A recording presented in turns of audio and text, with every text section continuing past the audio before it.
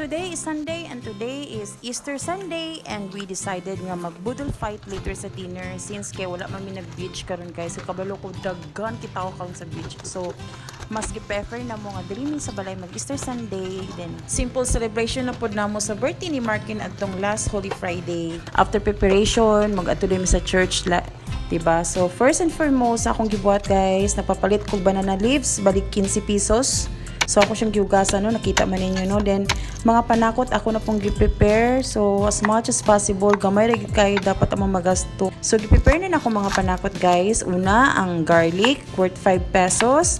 Tapos ang dahunan worth 5 pesos, and then kaning white onions mga approximately 10 pesos. Tapos ang kamatis 5 pesos, and then nag-apil na lang po din kung isa lang ka red bell pepper nga approximately na siya sa mga 3 pesos guys. So that's it mo ni mga panakot nga gamito na mo later.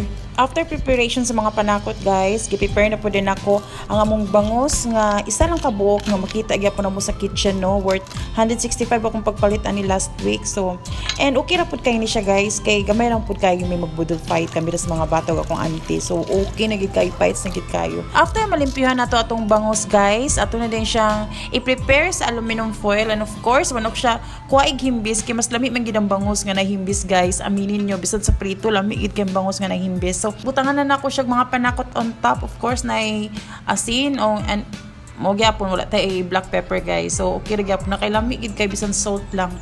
So ibutangan ako siya mga panakot sa ibabaw, and then ibutangan po na ako siya oil na po din gamay para murag napoy something murag shiny siya, may splendid sa ilalom. So that's it guys, gifold na din nato ang aluminum foil. I-grill na to siya 15 to 20 minutes guys, tapos okay na gid kaayo na siya, no, kay dali lang pong kinabuhi sa isda. And after 20 minutes, muna niya itong itsura sa itong bangus. Grabe kahumot.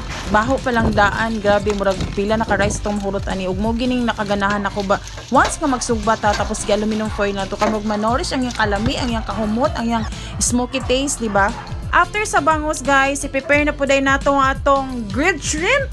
Siyempre, kinamatay shrimp diri sa kitchen gyapon na to, no, nga half kilo. So why not i-appeal na to diri sa budol fight? Kay budol fight is not complete without pasayan. As you can see, same process na gyapon ta sa atong bangus, sa atong gibuhat, sa atong pasayan guys. Ato na siya i-prepare na to sa aluminum foil, tapos ibutang ang pasayan, ibutang mga panakot nga pwede na to ibutangan. As usual, gyapon tay wag gyapon tay paminta. So okay ra gyapon na guys, lumalaban gyapon natong kalami ana. Na to 10 to 15 minutes sa tong pasayan guys, kay mo gyapon dali gyapon kinabuhi sa pasayan gyud. And after 15 minutes mao na ning itsura sa tong pasayan. Grabe kayo kalami, humot, sus Ginoo ko, makabuang ang diet, mawala gid ang diet nato ani. And of course, budol fight is not complete without lempo, our favorite lempo guys. Ning duha ka lempo gipalit ra gyapon namon sa Seymour, worth 180 pesos na ning duha. So grabe ka worth it, no, kaysa magpalit kami daan nga lempo, murag di na ma-afford kay medyo mahal gid ang lempo, kaya at the same time gamay na gid kayo ang lempo po guys. So kami na lang gid nagsuba kay napampoy uling, no, maigo pang pasad ang uling.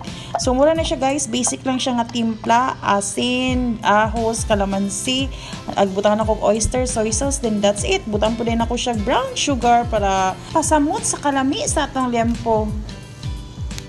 Dili dyan na to kalimtan ng sausawan, kay bahalag kulang-kulang atong timplada sa atong mga sudan guys, as long as naay sausawan. So fights na gina, lumalaban na gid katong budol fight ana.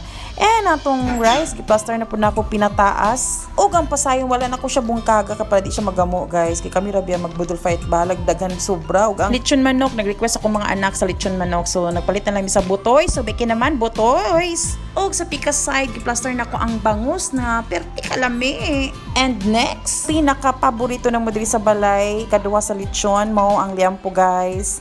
So kana gid ang liampo nangunguna sa lahat. Tapos nagluto na lang po dayon mig duha ka pansit canton, kay para di ba, para sa nice something pang long life. Kaysa naman mag-order na po mi pansit guys, mahal na pud kaayo, so murag muda ko na pud kayo mong gasto. So why not pansit canton? So duha ka buok 30 piso, so kompleto na.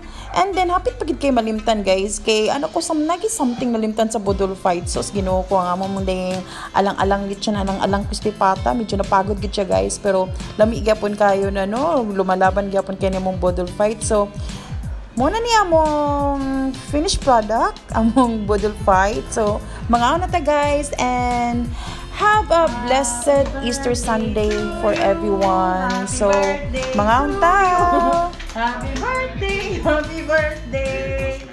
Huh? Happy birthday! Please don't post this. Make the sign of the cross in the name of the Father, the Son, the Holy Spirit. Amen. Bless us, O Lord, in this thy gift which we're about to receive from thy bounty through Christ, our Lord. Amen. Happy birthday, Markin. Happy birthday, Markin. Happy birthday, happy birthday, happy birthday, Markin.